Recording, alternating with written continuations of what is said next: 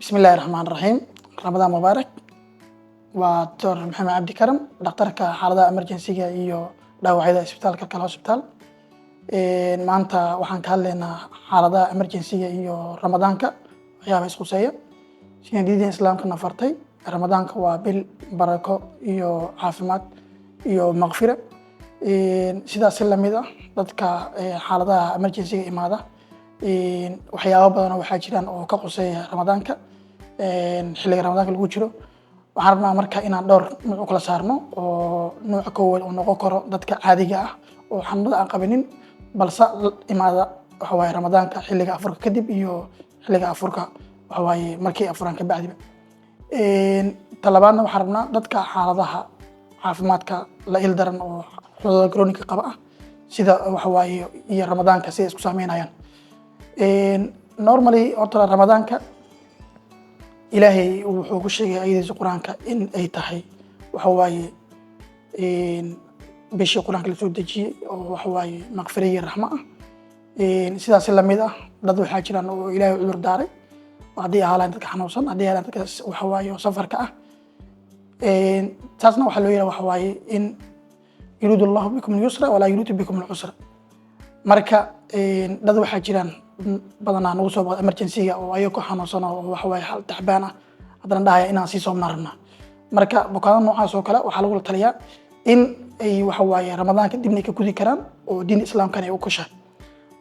Marka u imaano xaaladaha caafimaadka oo ka yimaada Ramadaanka waxa waaye afurka bacdi. Normally horta Ramadaanka afurka waxaa loogu talagalay in uu noqdo wax dheelitiran oo tawjiihaad leh.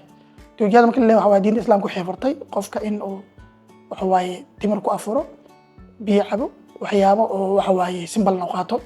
Sida waxaas loo sameynayana waxa waaye sababta loo sameynaa waxay tahay in caloosha dheefshiidkii tartiib u bilaawdo. Kadibna waxaa la rabaa qofka in uu qaato maxaa la yiraahdaa daawo cuntooyinka loogu talagalay oo afurka markaas ka bacdi ugu talagalay qaato. Waxaa la rabaa in cuntooyinka ay noqdaan cuntooyin aan ahayn aad waxa waaye cusbada ku badan hadduu qofku cusbo hadduu sokor oo dhiig kar qabo kale inaysan cusbadiisa badnayn hadduu qofka macaan uu qabo kale in daawooyin waxa cuntooyin sokorta la inuusan qaadanin. Qofka si uusan calool xanuun iyo dhibaatooyin kale isugu keenin qofka waa inuu cuntooyin shiilan isku bilaabinin cuntooyin basbaaska inuu isku bilaabinin.